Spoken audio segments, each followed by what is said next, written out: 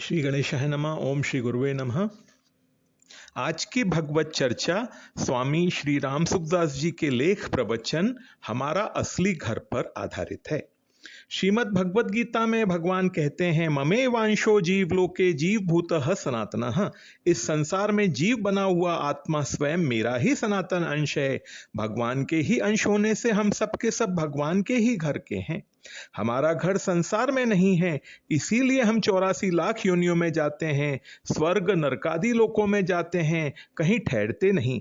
अगर यहाँ हमारा घर होता तो हम यहीं रहते, कहीं जाते नहीं। परंतु परमात्मा की प्राप्ति होने पर फिर जन्म मरण नहीं होता, क्योंकि हम परमात्मा के ही घर के हैं।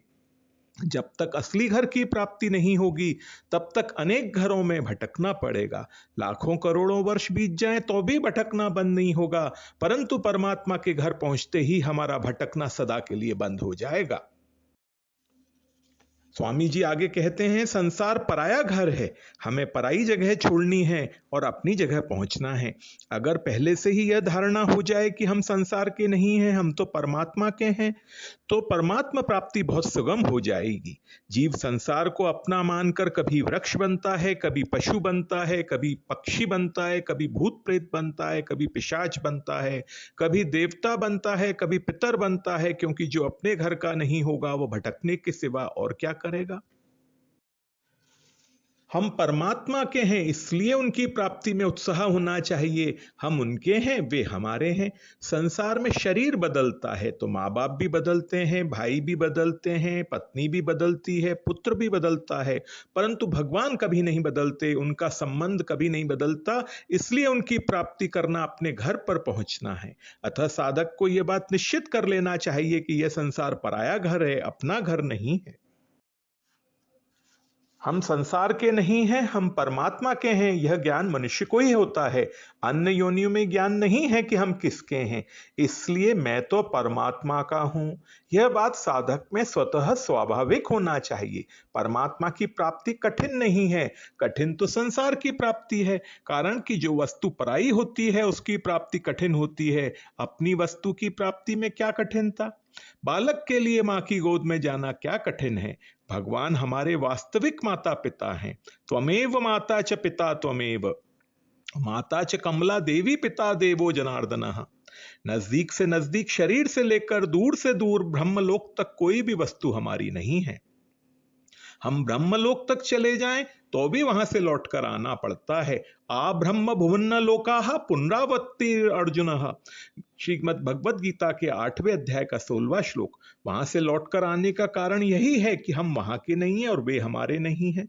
हम भगवान के अंश हैं, संसार के नहीं। इसलिए संसार छूट जाता है, बड़ी मेहनत से कमाया हुआ धन छूट जाता है, बनाया हुआ मकान छूट जाता है, कुटुंब परिवार छूट जाता है। कारण कि यह हमारी वस्तु नहीं है, यह हमारा देश नहीं है, ये परदेश है। हम स्वयं अपरिवर्तनशील हैं, अतः जिसमें परिवर्तन नहीं होता वही हमारा देश है।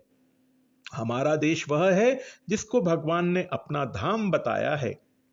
न तद्भासयते सूर्यो न शशांको न पावकः यद गत्वा न निवर्तन्ते तद्धाम परमं मम। श्रीमद् भगवद गीता के 15वें अध्याय का 6वां श्लोक। उस परम पद को न सूर्य न चंद्र और न अग्नि ही प्रकाशित कर सकती हैं, और जिसको प्राप्त होकर जीव लौटकर संसार में नहीं आते, वही मेरा धाम है। जो भगवान का धाम है वही हमारा धाम है। हम उस धाम के हैं, यहाँ के नहीं हैं। यहाँ तो हम आए हैं, आया हुआ आदमी कब तक रहेगा, मुसाफिर कितने दिन ठहरेगा। जब तक हम अपने असली धाम में नहीं जाएंगे तब तक हमारी मुसाफिरी चलती रहेगी, मिटेगी नहीं। हमारे मन में उत्साह होना चाहिए कि हम तो भगवान के अंश हैं, नित्य निरंतर रहने वाले हैं, और संसार प्रकृति का है, क्षण भंगुर और परिवर्तनशील है। फिर संसार हमारे को कैसे दबा सकता है। संसार में अपना कोई नहीं है, केवल भगवान और उनके भक्त, ये दो ही अपने हैं। हेतु रहित जग जुग उपकारी, तुम तुम्हार सेवक असुरारी। इन दोनों की बातें हमें मानना चाहिए। भगवान कहते हैं ममे वांशो जीव लोके, और भक्त कहते हैं ईश्वर अंश जीव अविनाशी, चेतन अमल सहज सुखरासी। अनादिकाल से भगवान के होते हुए भी हम ठगाई में आकर संसार के बन गए और अपने असली घर को भूल गए।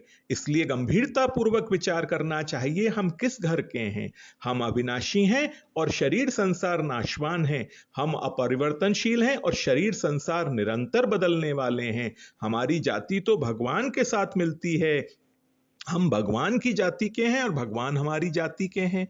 हम भगवान की बिरादरी के हैं, हम संसार के नहीं हैं। आज की भगवत चर्चा यहीं तक। ओम श्री गुरुवे नमः।